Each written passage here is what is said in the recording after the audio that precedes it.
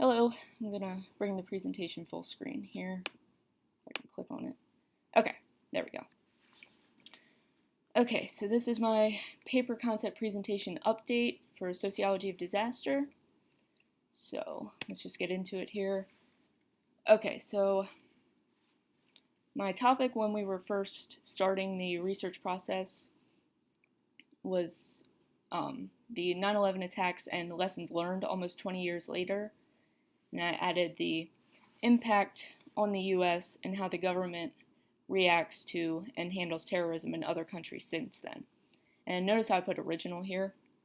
Throughout my research process, I kind of found some articles that helped me modify my topic a little bit. So I'll get into my new revised topic in a bit here. So the research process itself hasn't been too tedious for me because I've used the library database before, so I'm very familiar with it. So in terms of narrowing the search a little bit, well, of course I typed in 9/11 attacks, and of course that gave me, well, over 5,000 results, which is a lot in terms of, when you're researching, and you need to find specific articles here.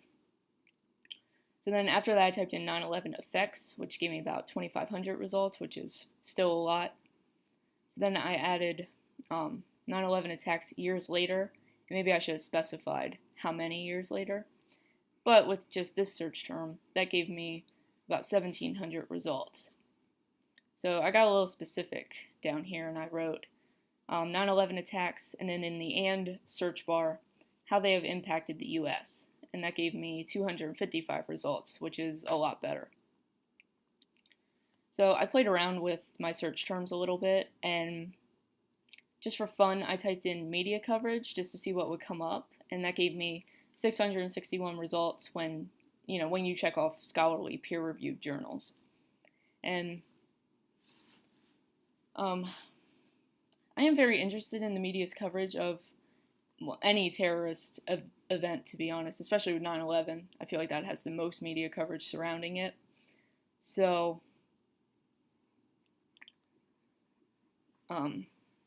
yeah, it was interesting to see what articles popped up and what I found from that search. So let me get into the articles here. So the first one I found is called The Journey to September 12th, a 9/11 Victims' Experiences with the Press, the President, and Congress by Carrie Lemack. And that is an account of Lemack's experiences working with Congress, the White House, and the media after 9/11, where her mother was killed.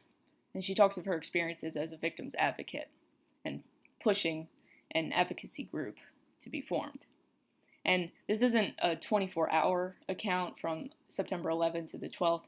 This is her journey to moving on from September 11th.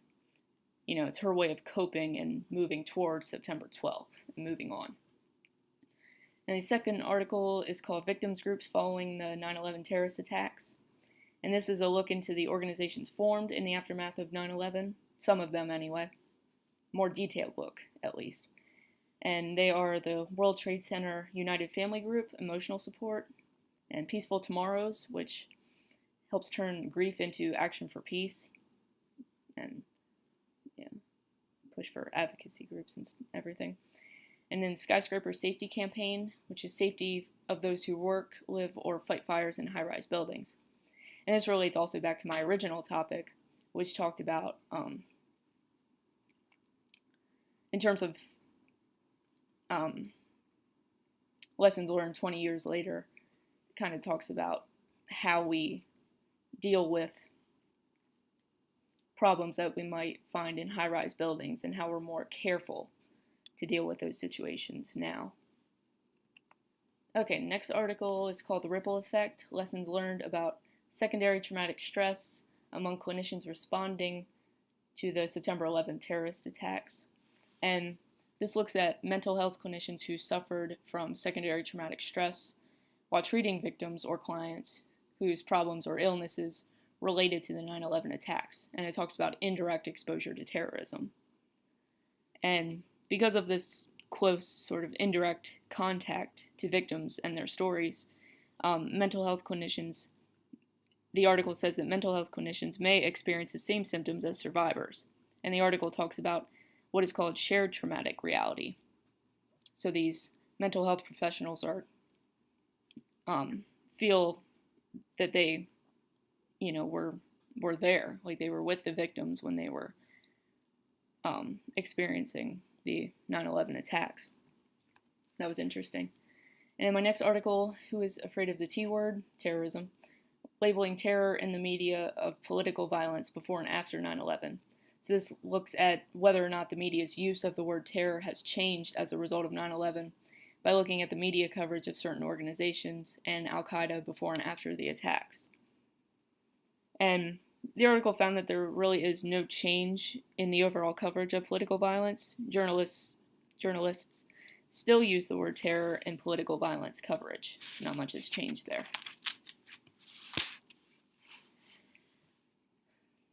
Okay, then my next article, The Effect on Terrorist Events on Media Portrayals of Islam and Muslims, Evidence from New York Times Headlines, 1985 to 2013.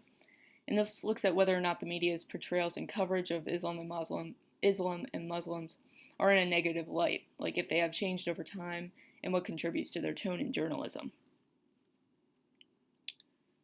And they found that there is no significantly negative headlines concerning Islam or Muslims. They sort of have become more positive, while headline tone seem to have reverted to a negative tone in the past few months, actually. And yes. Okay. So my next article, Reflections on 9/11, Australian Muslims and Non-Muslims Responses 10 Years On. And this looks at whether or not audiences have moved on from the attacks by examining focus groups consisting of Australian Muslims and non-Muslims, and how the media coverage of 9/11 has impacted their opinions on Islam and Muslim individuals, and do they see a change in coverage 10 years later. And the article found that while Muslims and non-Muslims have differing publications or exposure to media coverage, there is mutual acceptance of different cultures. So, not necessarily in a negative light. Yes. Okay. The next article, The Drama of Media Coverage of Terrorism, Emotional and Attitudinal Impact on the Audience. And this looks at terrorism and media coverage through the eyes of the audience's perception. And 300 Israeli adults were studied, and they found that high levels of emotion and attitude after... Oh, you gotta be freaking kidding me. I'm sorry, excuse that interruption. Anyway, high levels of emotion and attitude were found after exposure to terroristic media coverage as opposed to non-terroristic media coverage. And in the next article, Beyond 9/11, Terrorism and Media in a Midterm Period View, 1998 to 2005. Yes. And this looks at and tries to change the current status in terrorist attacks and the media coverage of these events in 7 international newspapers. And the tendencies of the media to overrepresent or underrepresent are examined as well. So, yes. Those are all the articles. And I feel like these articles sort of skim the surface of my topic. So I want to dive a little deeper into my research. But I feel like each of these articles kind of hits all aspects of my topic. I just need to look a little deeper into my research process, we'll say. Okay, so next steps and my revised topic. I modified the topic a little bit, changed it to 9/11 attacks and how they have impacted the U.S. in terms of media coverage, and lessons learned almost 20 years later and the treatment of victims. I need to narrow that a little bit, and that kind of goes into my next steps. Further research into media coverage and victim stories. The Journey to September 12th article I found very interesting, and that article alone kind of made me want to look into victim stories and perspectives a little bit more. And lessons learned. It's kind of hard to find articles that relate directly to what we have learned. It's basically how we have been affected. Like, articles don't really talk about if we learned anything. So I might either do away with this little section of my topic altogether or tweak it a little bit and maybe talk about effects on the US almost 20 years later or something like that. Yeah, because it doesn't really talk about if we learned anything. It just talks about how we've kind of accepted it and moved on. So where I think I possibly still need help, like my muddiest points, key terms for searching for articles, like narrowing the search down a little bit. It's a little difficult to do, especially in terms of media coverage, although maybe I could add in like victim stories or lessons learned, effects in the and search bar, so I will try that a little bit, but yeah, it's just, I just need to take some extra time and search for more articles. And narrowing my topic, I talked about that a little bit with lessons learned.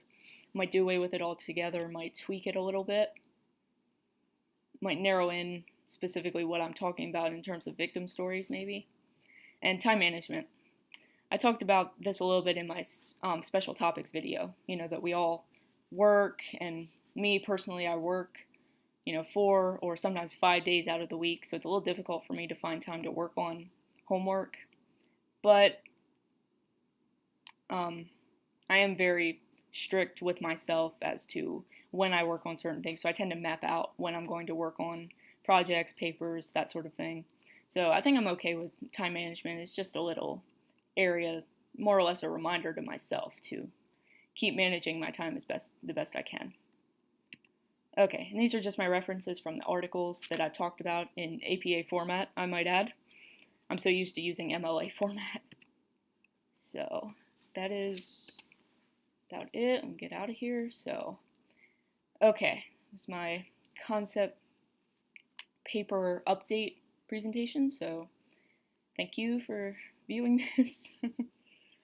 And I'll get to work on my essay shortly. But